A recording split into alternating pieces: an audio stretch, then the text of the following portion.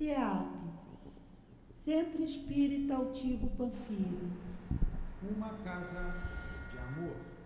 Boa noite a todos. Sejam todos bem-vindos à nossa casa. Te amo. Boa noite aos nossos irmãos que nos assistem através dos canais do Facebook e da internet. Que a doce paz do Mestre Jesus possa nos envolver. E hoje o nosso estudo, nós vamos falar de Kardec, porque ontem no dia 3 foi aniversário de Kardec, e hoje quem vai fazer o estudo é o Newton. O Carlos vai fazer a sustentação no momento do passe, e a leitura é do livro Caminho, Verdade e Vida, a lição de número 135. Sejam todos bem-vindos.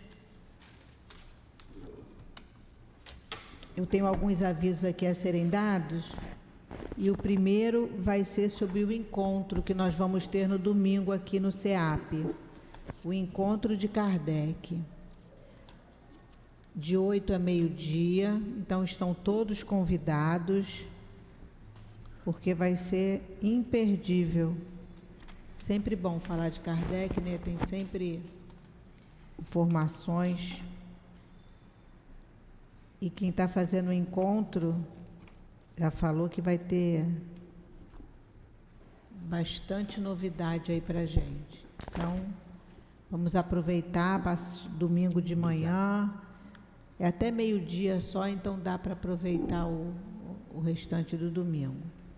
As nossas sacolinhas de Natal também, se alguém tiver interessado em apadrinhar as nossas crianças assistidas aqui da casa, ainda tem sacolinha, está ali na livraria, e depois do estudo pode pegar com o Carlos. Também na livraria, além dos nossos livros, que vocês podem ir lá que a gente está com uma diversidade boa de títulos, tem uma rifa de um jogo de toalha e um porta-livros. A rifa custa R$3. Nós temos, depois do estudo, atendimento fraterno. Se alguém tiver necessidade de conversar, o atendimento fraterno tem como objetivo esclarecer aos nossos irmãos que chegam à casa espírita, buscando alguma resposta, para alguma dificuldade, alguma aflição que esteja passando.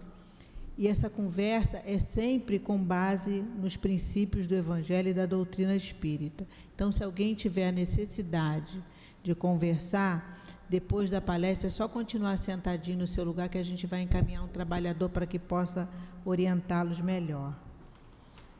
Nós temos a nossa obra social, que funciona sempre no sábado, e a nossa casa já está atendendo, eu acho que mais de 200 famílias. E essas famílias, a gente atende crianças e jovens de 0 a 18 anos. Elas chegam aqui por volta de 8 horas, tomam café, são evangelizadas, almoçam. Os responsáveis também são evangelizados. E mensalmente essas famílias recebem cesta básica. E a gente sempre pede ajuda. Os mantimentos que compõem a nossa cesta básica estão ali naquele cartazinho que a gente tem ali fora, mas é o básico: arroz, feijão, farinha, óleo, açúcar. E a gente agradece muito, porque toda ajuda é sempre bem-vinda. Eu vou iniciar a leitura da lição de hoje, do Caminho, Verdade e Vida. Vou pedir, por favor, que se puderem desligar os celulares ou pôr em modo vibra, para que o celular não toque na hora do estudo, porque sempre que o celular toca, a nossa atenção é desviada para o toque do celular. Eu vou fazer a leitura do livro Caminho, Verdade e Vida, a lição de número 135, que tem como título O Ouro Intransferível. E o versículo que Emmanuel nos traz é o versículo do livro do Apocalipse. E ele diz assim: aconselho-te que de mim compres ouro provado no fogo, para que te enriqueças. Está no livro do Apocalipse, capítulo 3, versículo 18. E Emmanuel nos fala desse versículo da seguinte forma: sempre vulgares as aquisições de custo fácil, nada difícil ao homem comum perseguir as possibilidades financeiras, aliciar interesses mesquinhos, inventar 1000 recursos para atingir os fins inferiores. Entretanto, os que adotam semelhante norma desconhecem o caráter sagrado do mais humilde patrimônio que lhes vai às mãos, abusando da posse para sentirem-se depois mais empobrecidos que nunca. A recomendação divina é suficientemente clara. Para que um homem se enriqueça, deve adquirir o ouro provado no fogo, fortuna essa que procede das mãos generosas do Altíssimo. Somente essa riqueza espiritual, adquirida nas situações de trabalho árduo, de profunda compreensão, de vitória sobre si mesmo, de esforço incessante, conferirá ao espírito a posição de ascendência legítima, de bem-estar permanente, além das transformações impostas pelo sepulcro, e apenas levará a efeito tão elevada conquista, após entregar-se totalmente ao Pai para a grandeza do serviço divino. O homem, mobilizado pelo homem, poderá sem dúvida receber volumosos salários. Convenhamos, porém, que esses bens se transformam sempre ou algum dia serão transferidos a outrem pelo detentor provisório. No entanto, quando o trabalhador gasta suas possibilidades no trabalho do bem, com o esquecimento do egoísmo desinteressado de si próprio, colocando acima dos caprichos da personalidade os objetivos da obra de Deus, lutando, amando, sofrendo e entregando-se a Ele, adquire indiscutivelmente o ouro eterno e intransferível. Vamos agora elevar os nossos pensamentos a Deus, nosso Pai, Jesus, nosso Mestre, amoroso e bom. A esses espíritos amigos que prepararam nosso ambiente para receber a cada um de nós. Pedimos aos nossos amigos espirituais que possam ajudar ao Newton para que ele possa trazer para nós as sementes vindas do alto, que suas palavras possam penetrar em nossos corações, na nossa mente, para que quando sairmos daqui, possamos levar as informações trazidas pelo Cristo. E hoje ele vai falar de Kardec. E o nosso agradecimento muito grande a esse Espírito que nos abriu tantas portas da doutrina espírita. Que seja em nome de Jesus, em nome da direção espiritual da nossa casa, mas acima de tudo, em nome de Deus, que nós possamos iniciar o nosso estudo da noite de hoje. Graças a Deus. E eu vou passar a palavra para o Newton, para que ele inicie o estudo. Vai até 7:50, tá, Newton? Bom estudo. Obrigado.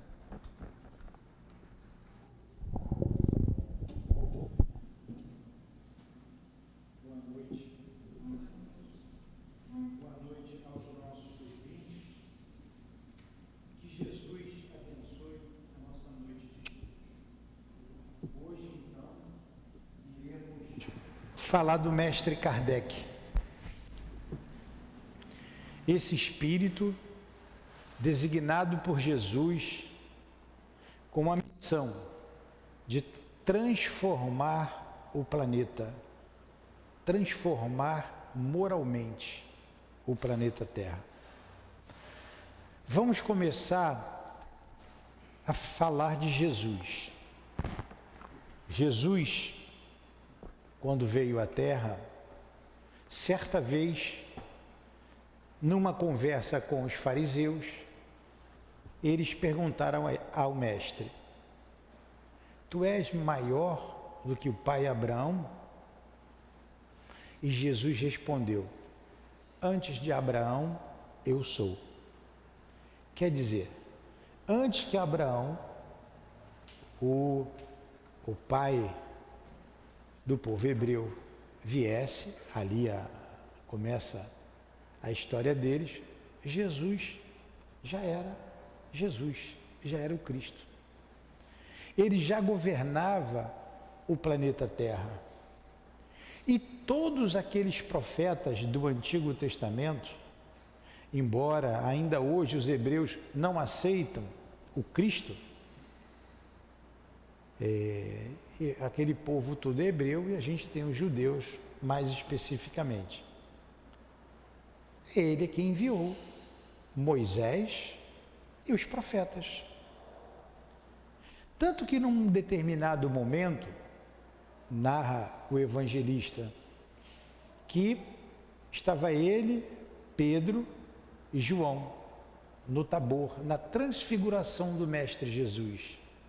E ele conversa com Elias e com Moisés. Moisés e Elias se materializam de tal forma que Pedro, quando vê, diz assim: mestre ou Senhor, vou fazer uma barraca, uma para ti, outra para Elias e outra para Moisés. Ia fazer um abrigo para os dois espíritos e para Jesus. Então aqueles espíritos, Elias e Moisés, vieram falar com Jesus, vieram ao encontro daquele que os enviou. Mais para frente, conversando com os apóstolos, eles perguntam assim: o Senhor, vou falar aqui do meu jeito, na minha linguagem, mas antes que o Senhor viesse, antes que viesse o enviado de Deus, não era necessário que antes Elias voltasse? O profeta Elias, isso está escrito lá no Antigo Testamento, que Elias tinha que vir primeiro e depois o enviado de Deus, o Cristo. E ele respondeu: mas Elias já veio. Elias já veio. Mas como assim Elias já veio? Elias já veio. E eles não o reconheceram. E ele conclui ali a história, já que aquela tradução, ela foi muito mexida, de uma tradução para outra, mexeram muito. São Jerônimo fez a Vulgata Latina, traduzindo do grego para o latim o Novo Testamento e juntando com o Antigo Testamento. E ele se refere a Elias e dizendo que ele já tinha vindo, e ele conclui, o Mateus conclui, dizendo que ele se referia a João Batista. Então João Batista era a reencarnação de Elias. Isso está bem claro. Apesar das interpolações, apesar da mexida no Evangelho, no Novo Testamento, a essência está ali. Tentaram excluir a reencarnação, mas não conseguiram. Não conseguiram. E essa confusão sobre a reencarnação existia na época do Cristo. O povo judeu não sabia que existia, mas não sabia como aquilo acontecia. Era confuso. Tem duas passagens interessantes que ratificam isso. Uma delas, quando Jesus perguntou aos apóstolos: que dizem os homens que eu sou?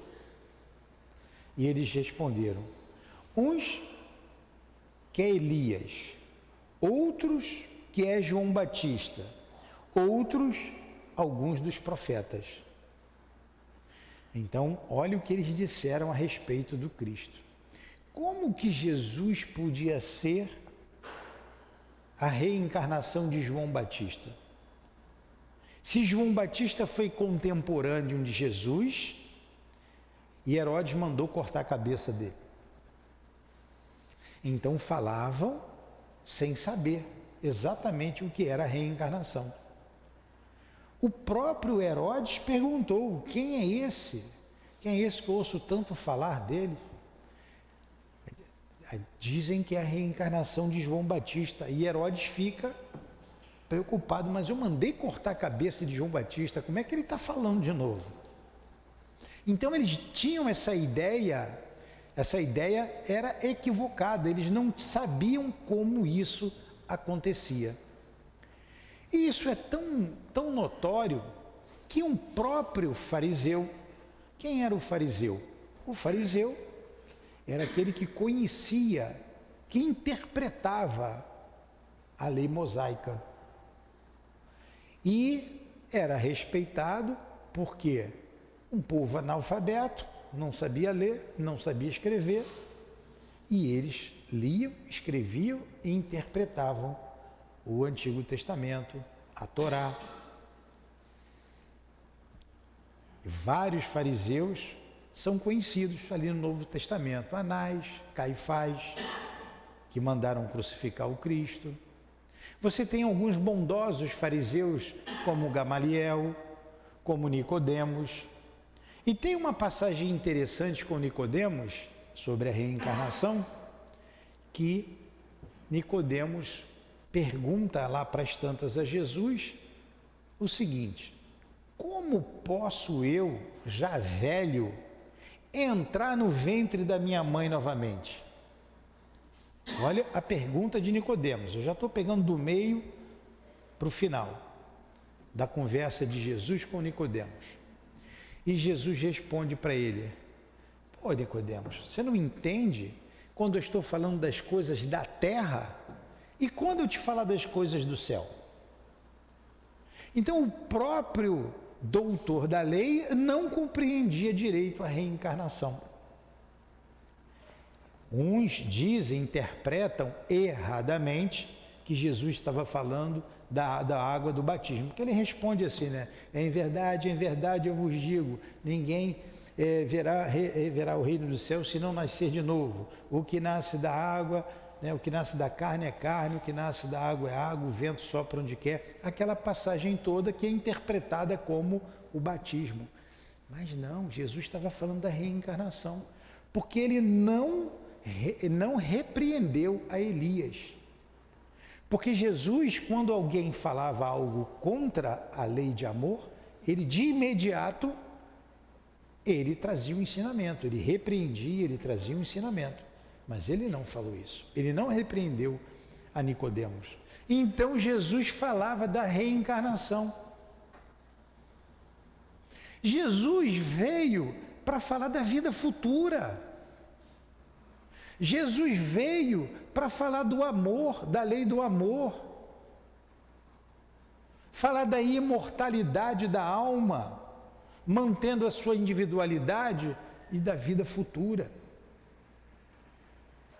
Jesus veio trazer a ideia do Deus Pai, um Deus bom, porque até então o Deus dos judeus era um Deus cioso, um Deus violento, um Deus que tinha preferências, um Deus que escolheu o povo hebreu em detrimento do restante do povo. E Jesus veio dizer que Deus era Pai, que Deus era bom, que era Pai de todos nós. Eles já tinham uma ideia do Deus único, mas eles não compreendiam também profundamente o que era esse Deus único. Moisés veio ali há 1400, 1500 anos antes dele, enviado por ele, enviado por Jesus, libertando o povo hebreu do jugo dos egípcios, porque quando eles vieram lá do outro planeta para cá, era o povo, era o grupo que tinha já essa ideia arraigada neles do Deus único. Por isso Jesus foi ali. Primeiro Moisés, tirando do jugo egípcio, que eles eram escravos, foram escravizados pelos egípcios, levou para a terra prometida, ficou 40 anos com eles no deserto, para tirar aquelas crendices, tinha muita confusão com o mundo espiritual, apesar de entender o Deus único, mas os egípcios, eles eram politeístas. Tanto que quando Moisés virou as costas, fizeram lá o bezerro de ouro. Então ele rodou 40 anos no deserto, para que os mais velhos fossem morrendo e os mais novos pegando a ideia do Deus único que ele trouxe. É interessante isso, que quando a gente veio aqui, a gente faz a evangelização ali das mães, sempre tem uma criança no meio. Aí eu faço uma pergunta doutrinária. Ninguém responde. Aí o garotinho vai lá, levanta o braço e responde. Falei, onde é que ele aprendeu isso? Onde é que você aprendeu isso? Na evangelização, tio. Eu não me lembro a pergunta, eu sei que a resposta era perispírito. Ali o perispírito, é ali que está gravado tudo. Tinha 8 anos o menino. Eu falei, então a filha aí da menina que está aí, ela tem acho que 6 anos, a Mel. A Mel tem quantos anos? 6 anos. 7 anos. Ela vem sempre com a mãe aqui, ela levanta o dedo, é isso, ela responde tudo. Os adultos ficam quietos. Então eles gravam, eles entendem com mais facilidade. O Dr. Erma disse isso para a gente uma vez, olha, a minha preocupação é com as crianças. Os adultos, as mães, é com vocês. Porque ali vai ficando a ideia. Na evangelização, eles vão fixando os conceitos. Então veio Moisés, enviado pelo Cristo, vem Elias, vem aqueles profetas todos, até que no momento em que ele tinha que falar do amor e exemplificar o amor, ele diz, aí é comigo. Aí eu é que tenho que ir, eu é que tenho que falar. Mas, lá para as tantas, ele diz assim, e eis que vos enviarei um outro Consolador, o Espírito de verdade, que ficará convosco, que vos fará relembrar tudo o que tenho dito,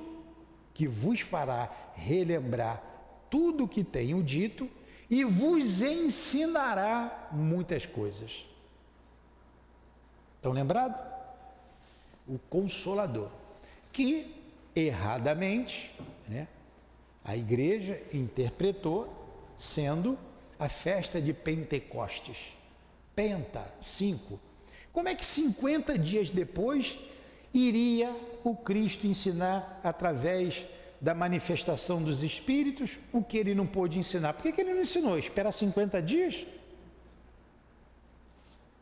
Ele já tinha esquecido tudo que ele falou há 50 dias atrás? Claro que não. Estava tudo fresco na cabeça dos apóstolos. Era só o que se comentava na cidade, porque ele foi crucificado. Foi algo que chamou a atenção de todo mundo. Foi um espetáculo. Mas quem é o Consolador prometido? Que ele disse, e eis que vos enviarei novamente. Então nós vimos, ele enviou Moisés, Elias, antes Abraão. Quem chegou depois? No início nós começamos assim, quando os judeus perguntavam se ele era maior do que Abraão, do que pai Abraão. E ele respondeu, antes de Abraão eu sou. Então ele já era o Cristo, ele já era o governador do planeta. Ele que enviou Abraão, ele que enviou esse povo todo. E o Consolador prometido, nós sabemos que é a doutrina espírita. A doutrina espírita. E ela vem no tempo predito pelo Cristo. Ela vem no tempo certo.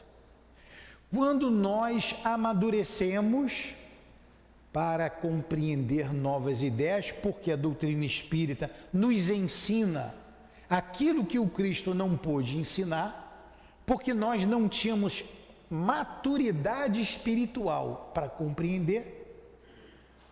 Ele falou de amor, ele exemplificou o amor, fez curas, atendeu muita gente. Está lá em Atos dos Apóstolos. Se colocasse todas as curas que Jesus fez, não caberiam em todos os livros do mundo. Com tudo isso, o crucificaram. Foi traído, falso testemunho foi levantado contra ele, foi ridicularizado, cuspiram nele, bateram na face dele e o crucificaram, ainda mandaram carregar a cruz. Era tão pesado o madeiro, e abaixo de chicote, hein? Que ele caiu. Aí chamaram lá uma pessoa para ajudar a levar parte lá da cruz. Como é que é o nome dele? Quem foi que levou a cruz para Jesus? Que ajudou Jesus? Valendo meu celular. Vamos lá. Hã? Tá vendo? Quem foi que levou? Não foi Cirineu? Foi Cirineu. O Cirineu pegou e ajudou Jesus a levar a cruz. Perderam o celular. G23, acho que é G23, né? Enfim, Jesus foi morto. Uma morte crudelíssima, que é a crucificação. Então, não entendiam, não aceitaram, não compreenderam a sua missão. E ele vem depois com a doutrina espírita. E ele envia quem? Allan Kardec. Ele envia Kardec para compilar a doutrina espírita. Kardec reúne em feixes, compilar e reunir em feixes a ideia que os espíritos trouxeram. Mais o enviado do Cristo. Kardec fez perguntas, foram 1019 perguntas no Livro dos Espíritos, mais algumas subperguntas, que eu não sei a quantidade de cabeça, e as respostas. Então, o Livro dos Espíritos é a base da doutrina espírita, a coluna vertebral. E a doutrina espírita é eminentemente consoladora. Como ela consola os corações aflitos dos pais, o coração aflito das esposas, dos esposos, daqueles que vêm buscar notícia dos seus entes queridos. Como consola? Quantas notícias, cartas belíssimas que o nosso Chico trouxe. Quantas lágrimas, mesmo aqui na nossa casa simples, pequenina, nós vimos rolar de rostos quando receberam a notícia dos seus entes queridos. Eu mesmo, quando recebi notícias, e de vez em quando a gente tem a notícia, da minha amada e querida esposa, como emociona e como isso é consolador. E quanto a doutrina espírita nos fez relembrar o que o Cristo trouxe. O quanto ela faz a gente lembrar. A doutrina espírita é o cristianismo redivivo e ensina abertamente a reencarnação, por exemplo, que nós tanto falamos lá atrás. Como se processa a reencarnação?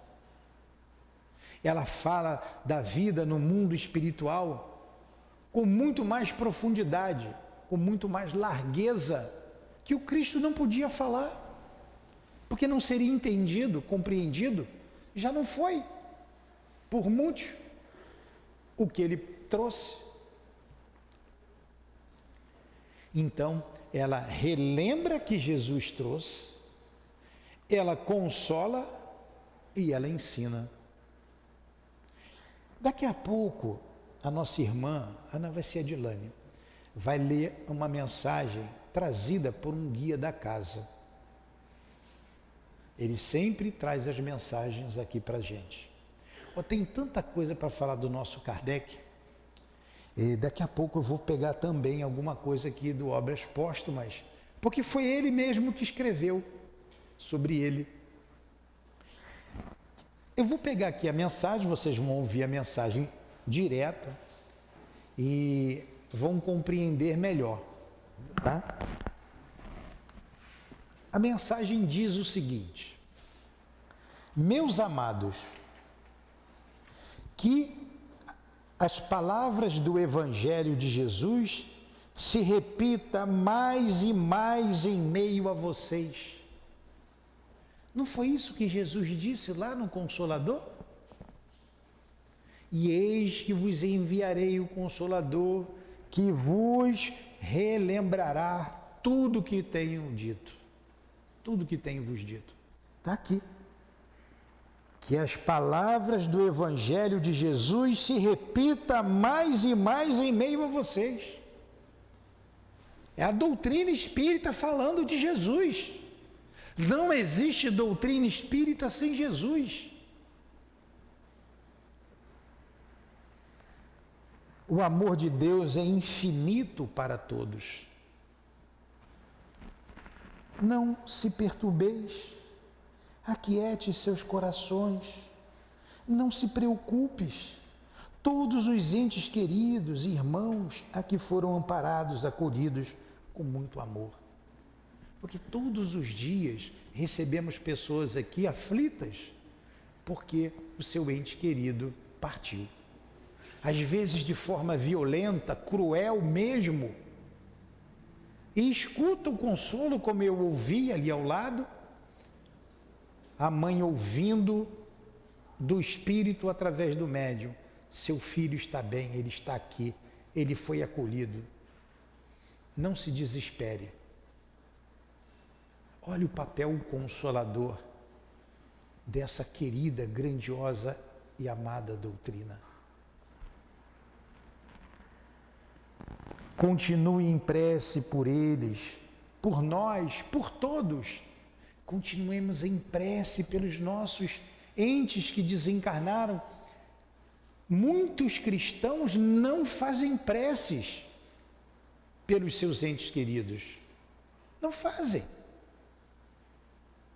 Olha, a doutrina espírita ensinando que eles vivem, que eles não estão encerrados no inferno, nem estão fechados no céu beatífico egoísta. Eles estão vivos e sentem os nossos sentimentos, sentem os nossos pensamentos, vibram conosco, choram conosco, sorriem conosco. Então ele está dizendo, olha, orem por eles, orem por nós. A gente pede altivo, me ajuda, mas o altivo precisa de prece. Porque Jesus está bem acima dele. Se Jesus está bem acima dele, de mim então está infinitamente anos-luzes, né? Então ele precisa de preces. Os espíritos também caem em tentação. Eles também muitas vezes abandonam a casa que os acolhe e têm a opção de vida deles. Precisam da nossa prece. E os nossos entes amados e queridos também precisam. E ele continua, que hoje vocês, nós desencarnados e encarnados, possamos estar felizes nesse dia. E o que o Espírito está se referindo a esta mensagem aqui? O dia do nascimento de Allan Kardec, 3 de outubro de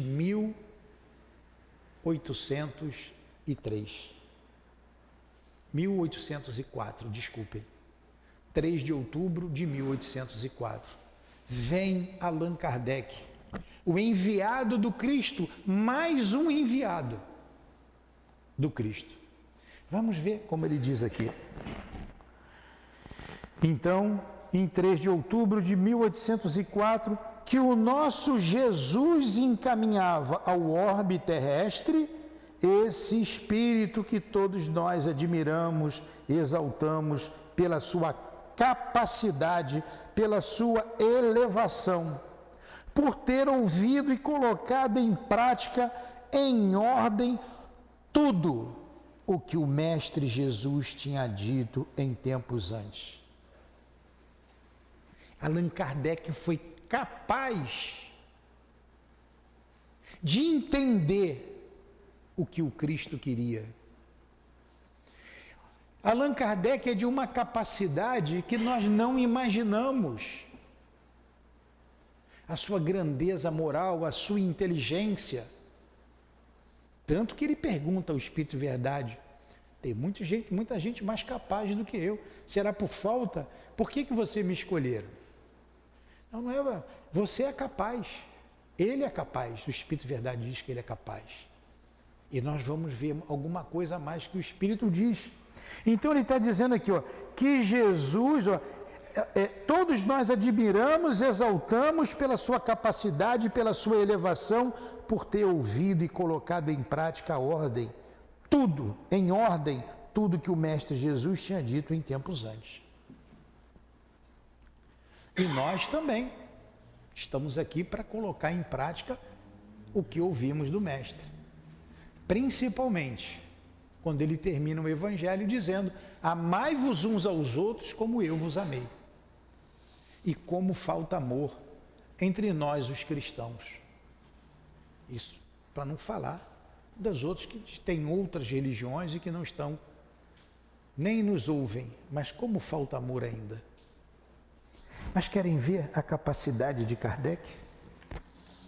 Quando todos ainda brincavam, hoje ainda se brinca com um copo que anda para lá, que anda para cá, se pergunta sim, se pergunta não, era o mesmo princípio da mesa, vulgarmente chamado de mesa girante. Todos brincavam igual brincam os escolares hoje. Eu vou ser rico? Eu vou casar? Ser rico você já perguntou para o copo, né? E por aí vai. Ele viu aí, ele tirou dessa dança das mesas toda uma ciência, toda uma filosofia, toda uma religião, que ele nem imaginava que iria acontecer. Aí, isso começou em 1854. Na verdade, ele foi convidado a ver as mesas girantes, mas as pesquisas mesmo começou em 1855. Em maio de 55. Em abril, no dia 18 de abril de 1857, ele lança o Livro dos Espíritos. Olha a capacidade de Kardec em 2 anos de pesquisa. Diz aqui, muita coisa interessante, mas vamos pegar aqui, me perdoem, eu preciso ler, porque foi ele que escreveu isso daqui. Eu vou ler um pedacinho, um parágrafo. Ele vem falando das reuniões que ele começou a participar e ele diz o seguinte: foi nessas reuniões que fiz meus primeiros estudos sérios sobre o Espiritismo, menos ainda por meio de revelações do que pelas observações. Olha só, menos pela revelação do que a observação, ele observou muito mais. Nós vamos ver a capacidade desse Espírito. Apliquei a esta nova ciência, palavras de Allan Kardec, volto a dizer, frisando bem, apliquei a essa nova ciência, como fizera até então, o método experimental. Ele experimentava através da mediunidade. Um método experimental, experiência mediúnica. Nunca elaborei teorias pré-concebidas. Ele nunca elaborou teoria pré-concebida. Tanto que quem se revelou foi o próprio fenômeno. O fenômeno disse para ele: nós somos as almas dos homens que já morreram. Não foi Kardec que descobriu que levantando teoria, eles são os espíritos. Não, foi o contrário. Os espíritos disseram: nós somos os espíritos.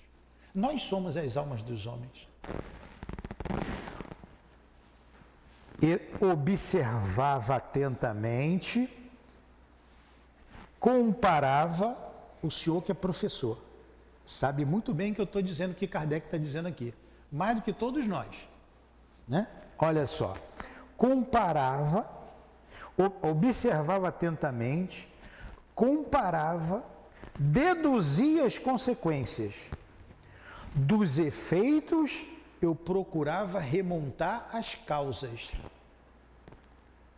Pela dedução e o encadeamento lógico dos fatos, só admitindo como válida uma explicação, quando ela pudesse resolver todas as dificuldades da questão. É assim que Allan Kardec fazia. Aqui ele estava já com 56 anos, né? 56, ele morreu com 69, 69 menos 14, quanto é que dá? 55. Está com 55 anos. Pô, mas ele também já estava experiente, né? Professor, vários livros publicados. Tem livro na França hoje que se estuda até hoje, escrito por Hippolyte Léon Denisard Rivaio, professor. Porque Allan Kardec é um pseudônimo. Ele não quis misturar o professor, conhecido pela sociedade parisiense, com os estudos experimentais do Espiritismo. E ele adotou um pseudônimo, Allan Kardec, revelado por um amigo espiritual, dizendo que esse tinha sido o nome quando, nas Gálias, ele foi um sacerdote, um druida. Druida significa sacerdote. Então ele adotou esse nome. Eu vou voltar para a mensagem dada aqui, tá? Que nós estávamos lendo já já. Nós só estamos analisando aqui a capacidade desse espírito. E olha que ele diz: é assim que sempre procedi nos meus trabalhos anteriores, desde a idade dos 15 anos, 16 anos. Ele não começou com 55, não. Ele foi aluno de Pestalozzi, o grande pedagogo. O senhor sabe quem foi Pestalozzi. Quem faz pedagogia tem que estudar Pestalozzi. Infelizmente, eu não vou dizer o nome aqui, tem um outro pedagogo aí que está à frente aí do nosso país, né? Só aqui no Brasil mesmo. Mas vamos lá, não interessa. Não vale nem a pena falar o nome dele. Foi aluno de Pestalozzi. Quando Pestalozzi precisava se afastar, quem dava aula, quem assumia lá em Verdun, na Suíça, a escola, era Hippolyte Léon Denisard Rivaio, o nosso Allan Kardec. Ele que assumia. Então, olha a capacidade dele. Desde os 15 anos, 16 anos, ele já fazia isso. Compreendi antes de tudo a gravidade da exploração que ia empreender. Entrevi nesses fenômenos a chave do problema obscuro e tão controvertido do passado e do futuro da humanidade. A solução do que eu procurava durante toda a minha vida. Então ele já veio para isso, desde toda a vida ele buscava, ele encontrou as soluções que ele buscava. Quantos de nós tínhamos ânsias de descobrir, querer mais, saber mais na religião que professávamos, como eu no catolicismo? Quando cheguei dentro da doutrina espírita, fiquei igual pinto no lixo. Eu falei, era isso que eu queria. Era isso que estava faltando. E Kardec não foi diferente. Era numa palavra toda uma revolução das ideias e nas crenças. Era necessário, pois, agir com circunspecção e não com leviandade, ser positivista e não idealista, para não me deixar levar pelas ilusões. E daí ele prossegue falando sobre coisas interessantíssimas em sua época. Vamos voltar aqui à nossa mensagem. Então, eu abri um parênteses, quando fala aqui da capacidade de Kardec, que o nosso guia trouxe nessa mensagem, fomos aqui buscar algo sobre ele.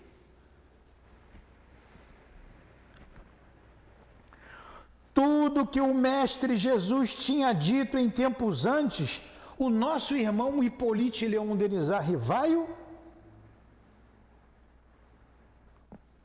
concluiu, trouxe para a gente, lá no Consolador Prometido. Que nesse momento elevemos os nossos pensamentos, encarnados e desencarnados, façamos uma pequena meditação no intuito de gratidão, de agradecimento a esse irmão. Juntos possamos estar com ele, Rivaio ou Rivail. Eu não sei nem português direito. Às vezes tropeço na concordância. Imagine em francês, né? Eu vou falar Rivail.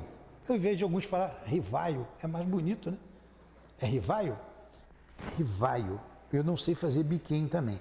Sendo orientados, sendo guiados pelo nosso Jesus, o melhor caminho, juntos possamos estar agradecendo por cada obra as quais nos deu entendimento. Ele conseguiu, como dissemos anteriormente, perceber o que o Cristo queria, entender o pensamento do Cristo. Se todos vocês tiverem a força, a coragem que nós tivemos e temos, caminharão guiados e orientados pelo nosso Jesus e o nosso Kardec. Se nós encarnados tivermos a mesma perseverança deles. E ele continua na mensagem: todos vocês serão capazes de desenvolver o trabalho de amor se lerem com atenção as obras da codificação. A gente, quando lê, a gente vai entender. Que obras são essas? O Livro dos Espíritos. Da primeira parte surgiu a Gênese. Da segunda parte, que são as leis morais, surgiu, da segunda parte, que fala do mundo espiritual, o Livro dos Médiuns. Da terceira parte, que fala das leis morais, o Evangelho. E da quarta parte, que fala das penas e consolações, o céu e o inferno. O que chamamos de Pentateuco. Mas não podemos esquecer o que é o Espiritismo e a Revista Espírita. E nesta casa, nós honramos Kardec estudando as suas obras, honramos a Jesus estudando Kardec. Estudamos aqui o que é o Espiritismo, a Revista Espírita, o Livro dos Espíritos, o Livro dos Médiuns, o Céu e o Inferno, a Gênese e o Evangelho. Nada fazemos nessa casa sem o Evangelho. E junto à sua amada dama, então vamos lá, desculpe que eu pulei. Todos vocês serão capazes de desenvolver o trabalho de amor se lerem com atenção as obras da codificação. São palavras que o Mestre ditou, são perguntas aos espíritos, olha só. São palavras que o Mestre ditou, são perguntas aos espíritos, são respostas dos espíritos. São 1019 perguntas, mais as subperguntas. 1019 respostas, mais as respostas das subperguntas. Foi ele, Jesus, orientando e guiando Allan Kardec. Foi Jesus. A importância de Jesus em nossas vidas foi Jesus. Desde Abraão até Allan Kardec, foi Jesus. O sábio dos sábios o guiou, direcionou e cuidou. E junto à sua amada dama, fala-se pouco de Amélie Boudet. Esse acho que meu francês está bonito. Amélie Boudet, a esposa, a dama, a amada de Allan Kardec. E são vistos juntos no mundo espiritual. Quando ele desencarna, que dor ela deve ter sentido, hein? Deve ter ficado sem chão, perdida naquele momento. Se manteve firme, né? Foram atrás dela para processá-la. Ela sofreu também. Ela esteve sempre ao lado dele. E no mundo espiritual, continua com ele. Fala-se pouco. Nós aqui sempre citamos, quando estudamos a Revista Espírita, convido a todos a ouvirem, pelo menos se não puderem vir, de 8 às 9 da manhã. Às 8 horas da manhã, toda quarta-feira, estamos aqui estudando a Revista Espírita e transmitimos pelas lives. Vocês podem ouvir de casa. É interessantíssimo. Então vamos lá. E junto à sua amada dama, ele conseguiu. Ela, a nossa irmã, trabalha junto a nós para auxiliar no crescimento moral de cada um de vocês. Essa elevação se dará quando todos deixarem de olhar os defeitos alheios, quando todos... Aí sempre dá uma ensaboada na gente, né? Acho que é dos outros lá de fora. Quem vê defeito dos outros não é espírita não, né? Não é espírita, não deve ser não, com certeza. Essa elevação se dará quando todos deixarem de olhar os defeitos dos outros, os defeitos alheios. Quando todos estiverem disciplinados, estiverem juntos em um só objetivo, ajudando ao próximo, sem comentários, sem deixar que o outro saiba que você está ajudando, é aquela ajuda discreta, oculta. Não sabe a vossa mão esquerda o que faz a direita. Não se comenta. Siga um modelo. O modelo é Jesus. Siga o modelo. Quantos ele curou? Está lá, pergunta 625 do Livro dos Espíritos. Qual o maior espírito que já veio à Terra? Jesus. Jesus. Vede Jesus. Ele é o nosso guia e modelo. Quantos voltaram para agradecer? Lembra da cura dos 10 leprosos? Ali ele já dá um grande ensinamento. Somente um voltou para agradecer. E ele pergunta, cadê os outros? Não sei, Senhor. Eles se foram. 10 leprosos estavam condenados à morte. Só um compreendeu. Somente um ficou curado. E nós estamos compreendendo o que o Cristo espera de nós? A doutrina espírita está facilitando esse entendimento, esse chamamento do Cristo. Chamamento para a felicidade, para a nossa libertação do jugo terreno, da carne pesada, das paixões que essa carne sempre tenta nos arrastar. Sejam caridosos, mas caridosos com o coração. Você sabe o que ele quis dizer aqui, ó? E não com a ação de fazer o bem. Sejam caridosos com o coração e não com a ação. Fazer por fazer, porque é pobre e miserável. A gente ser caridoso porque a gente está amando o nosso próximo. Porque a gente quer para ele o melhor para mim. Se eu dou um prato de comida a ele, eu dou porque eu sei o que é a fome, eu sei que ele está sentindo fome. E eu faço da melhor maneira possível esse prato de comida. Então façam com o coração.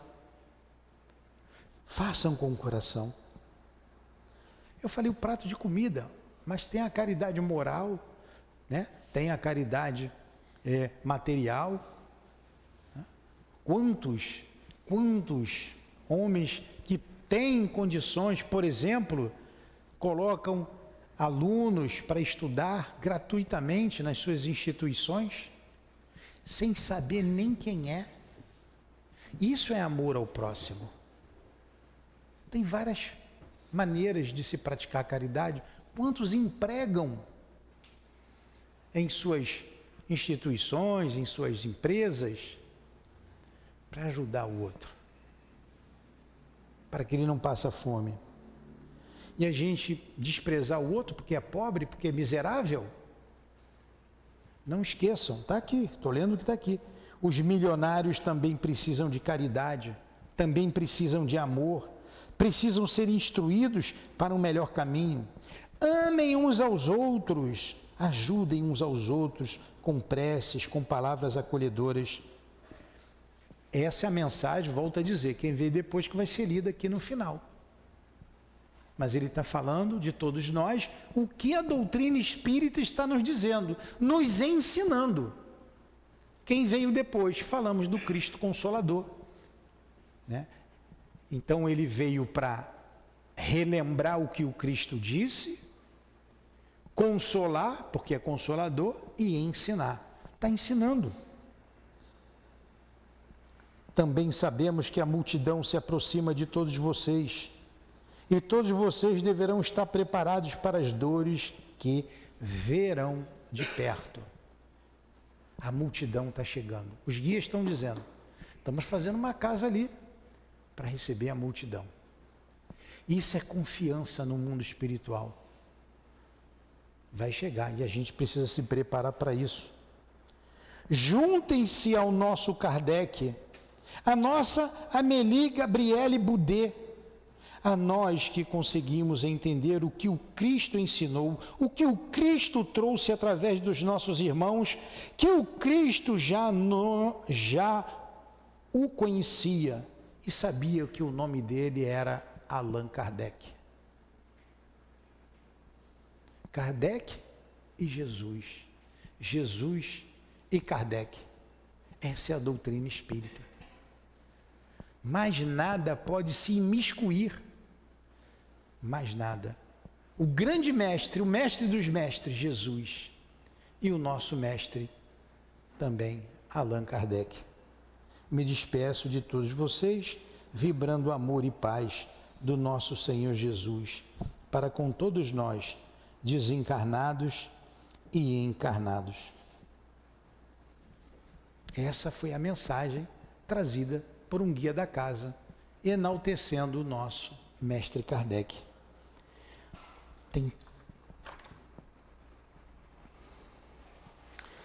Tem tanta coisa, mas eu vou dizer uma frase aqui. A missão dos reformadores está cheia de escolhos e de perigos. A tua é rude. Isso é o Espírito Verdade dizendo para Kardec. Previno-te, pois trata-se de abalar e transformar o mundo inteiro. A doutrina espírita tem o objetivo de abalar e transformar o mundo, o planeta. Será uma revolução moral. Mas lá na frente, e a gente vai falar por isso para encerrar, mas aqui na frente, quando um dos seus guias, chamado Zé, que é o Zéfiro, um espírito familiar, amigo de Kardec, diz assim para ele: a verdade não será conhecida ainda, nem acreditada por todos, senão daqui a muito tempo. Há muito tempo. Isso foi dito lá trazido em 1857, a doutrina espírita, e ela não alcançou ainda todo o planeta Terra. Está restrita ainda. Praticamente aqui no Brasil. Tem no mundo inteiro, grupos pequenos. Aqui no Brasil, há muitos estudiosos da doutrina espírita. Mas ela veio para alavancar o progresso moral da humanidade. Os tempos, isso é um processo. Não é o ano que vem. Não foi quando foi lançado o Livro dos Espíritos. É um processo. Nós estamos no processo. Os ensinamentos do Cristo duraram 1800 anos. A segunda revelação, a primeira, veio com Moisés. 1500 anos antes. Mais ou menos 1400, 400 e pouco. Depois veio o Cristo. Depois a doutrina espírita. Estamos agora na final da transformação da humanidade. Certamente, a providência divina trará aqueles espíritos encarregados de divulgar estas verdades. Como dissemos sempre aqui nos nossos cursos, as ideias espíritas serão divulgadas. Não existe outra religião, outra filosofia no mundo que fale tão claramente do mundo espiritual quanto a doutrina espírita. Não existe. Não tem igreja que fale sobre o que nós constatamos aqui. E ainda hoje a gente escuta alguns dizerem assim: ninguém veio de lá para falar nada. Acabamos de ler aqui a mensagem de um que veio do lado de lá. Se pegar aqui e colocar aqui, bater aqui, Peixotinho, por exemplo, vocês vão ver espíritos materializados. Não tem dúvidas. Não tem dúvidas. Então, certamente a providência enviará espíritos de escola para que essas ideias sejam propagadas por toda a humanidade. Foi a doutrina espírita que inventou os espíritos? Não, eles sempre existiram. As ideias sempre existiram desde que o mundo é mundo. A reencarnação, a unicidade de Deus, a imortalidade da alma, mantendo a sua individualidade, a pluralidade dos mundos habitados, são ideias espíritas que Kardec concatenou, juntou em feixes, e que hoje nós estudamos aqui com bastante clareza. Que nós consigamos nos transformar, pelo menos nós que estamos ouvindo a doutrina espírita, estudando a doutrina espírita, possamos ser homens melhores, cidadãos de bem, sejamos cristãos espíritas. E muito sofremos quando vemos pessoas que estudam com atitudes que não são de acordo com o que aprendem aqui com o Evangelho do Cristo. Com palavras mal colocadas, com atitudes. Sejamos cristãos, sejamos espíritas. Nós estamos na vanguarda de um ensinamento. E voltamos a dizer, a doutrina veio para transformar a humanidade. Comecemos por nós, a nossa transformação. Quando essas ideias se espargirem pelo mundo, o mundo vai se transformar. Quando ninguém mais tiver dúvida da reencarnação, da imortalidade da alma, não haverá mais suicídios. Os suicídios estão aumentando cada vez mais. A droga está se espalhando, tá? Como se fosse uma coisa natural. As aberrações sexuais, tudo por falta de Deus na vida do homem, do conhecimento que o Cristo e a doutrina espírita nos trouxe. Que Jesus nos abençoe, que Jesus tenha piedade da humanidade, que Jesus tenha piedade de nós e a gente tenha a força que com Ele, nas nossas quedas, nos levantarmos e prosseguirmos sempre com Jesus e com Kardec. Que Ele nos abençoe e ilumine a todos. Muito obrigado. Obrigada, Newton, pelo estudo. Nós vamos passar agora ao segundo momento, o momento do passe. Vou pedir aos médios, por favor, que se coloquem.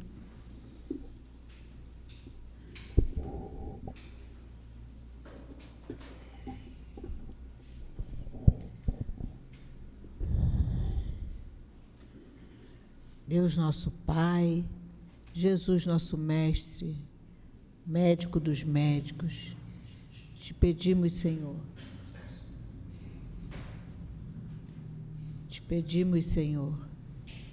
que nesse momento possamos receber todos os fluidos necessários ao nosso refazimento, através desses médios, que eles possam doar o seu amor,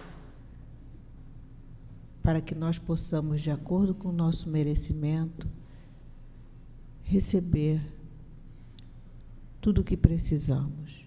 Que seja em nome de Jesus, em nome de Deus, acima de tudo, damos início ao trabalho dos passes. Graças a Deus. Como dito pelo nosso irmão palestrante, que comentou a mensagem do guia espiritual da casa, que deixou muito claro a importância de Jesus na Terra, a importância do nosso irmão Allan Kardec. A riqueza, ela é possível, mas ela é muito importante quando sai de dentro do coração, que é a riqueza espiritual. O homem pode ter a sua riqueza, mas como por Chico Xavier e Emmanuel, que nos diz: sempre vulgares as aquisições de custo fácil. Enriquecer por intermédio da ilicitude, enriquecer materialmente e esquecer o principal, que é a riqueza que está dentro do nosso coração, isso teremos um custo muito grande quando voltarmos à pátria espiritual. Nos foi dito, no entanto, quando o trabalhador gasta suas possibilidades nos trabalhos do bem, como esquecimento do egoísmo, desinteressado de si próprio, colocando acima dos caprichos da personalidade os objetivos da obra de Deus, lutando, amando, sofrendo e entregando-se a Ele, adquire indiscutivelmente o ouro eterno e intransferível. Que possamos entender a mensagem e que Deus nos abençoe hoje e sempre. Nós vamos passar agora para a leitura da mensagem do plano espiritual. Meus amados, que as palavras do Evangelho de Jesus se repita mais e mais em meio a vocês. O amor de Deus é infinito para com todos. Não se perturbeis, aquietas os corações, não se preocupas, todos os entes queridos, irmãos, aqui foram amparados, acolhidos, com muito amor, que continuem em preces por eles, por nós, por todos. Que hoje vocês, nós, desencarnados e encarnados, possamos estar felizes nesse dia 3 de outubro, que é em 3 de outubro de 1804 que o nosso Jesus encaminhava ao orbe esse Espírito,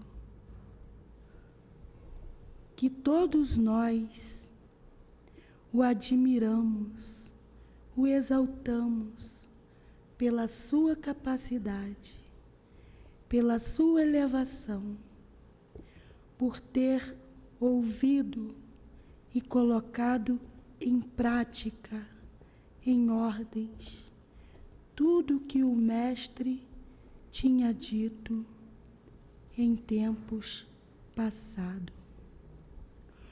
O nosso irmão Hippolyte Léon Denisard Rivail, que nesse momento elevemos os nossos pensamentos desencarnados e encarnados, façamos uma pequena pausa para meditarmos no intuito de gratidão, de agradecimento a esse irmão, Rivael.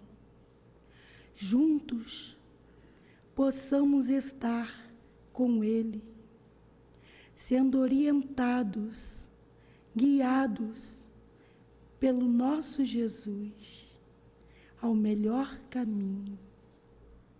E juntos podemos estar agradecendo por cada obra, as quais deu-nos entendimento. E se todos vocês tiverem a força, a coragem que nós tivemos e temos, caminharão juntos, guiados e orientados pelo nosso Jesus, o nosso Kardec. Todos vocês serão capazes de desenvolverem o trabalho de amor, se lerem com atenção as obras, a codificação. São palavras que o Mestre ditou, são perguntas aos Espíritos, são respostas dos Espíritos. Foi Ele, Jesus, orientando, guiando Allan Kardec, o sábio dos sábios, o guiou, direcionou-o, cuidou-o, e junto à sua amada dama, ele conseguiu. E ela, a nossa irmã, que juntos trabalhamos para auxiliar no crescimento moral de cada um de vocês, dar-se a essa elevação quando todos deixarem de olhar os defeitos alheios, quando todos estiverem disciplinados e juntos em um só objetivo, ajudando o próximo, sem comentários, sem deixar que o próximo saiba. Sigam o modelo. Quantos ele curou? Quantos voltaram para agradecer? Sejam caridosos, com o coração, e não com ação, fazer por fazer. Porque é pobre, miserável. Também os homens milionários precisam de caridade, de amor, precisam ser instruídos para um melhor caminho. Uns aos outros, amem uns aos outros, ajudem uns aos outros, com preces, com palavras acolhedoras. Estamos aqui, estamos orientando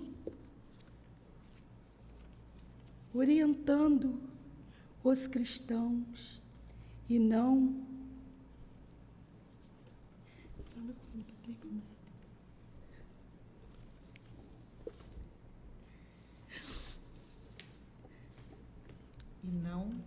deixamos vocês. Só confiem no Mestre Jesus. Confiem.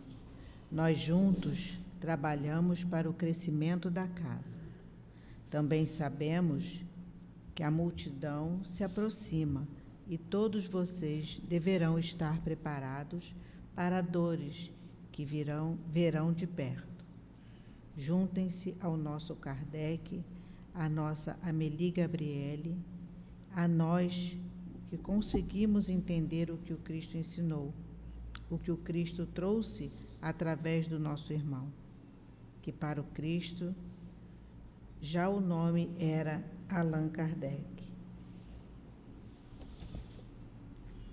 Me despeço de todos vocês, vibrando o amor e a paz do nosso Senhor Jesus para com todos nós, desencarnados e encarnados. Paz, um trabalhador do Cristo. Deus nosso Pai, doce Mestre Jesus, gratidão por tudo, Senhor, que nos trouxeste durante a tua passagem no nosso planeta Terra, essa escola tão bem escolhida por Deus e tão bem governada por ti, Jesus. Obrigada por o estudo de hoje, onde falamos desse espírito tão elevado que nos trouxe essa doutrina esclarecedora. Obrigada, Jesus. Obrigada, Kardec, por todo o seu trabalho, nos trazendo os ensinamentos do Cristo. A esses espíritos que nos recebem com tanto amor, o nosso agradecimento. Aos diretores da nossa casa, encarnados e desencarnados, nosso agradecimento pelo trabalho, a oportunidade de trabalho na seara do Cristo. E que nós possamos assim, Senhor, voltar aos nossos lares em paz e agradecidos por tudo que recebemos nessa casa de amor na noite de hoje. Que seja em nome de Jesus, mas sempre, Senhor, em nome de Deus nosso Pai, te pedimos a permissão para darmos por encerrado o estudo da noite de hoje.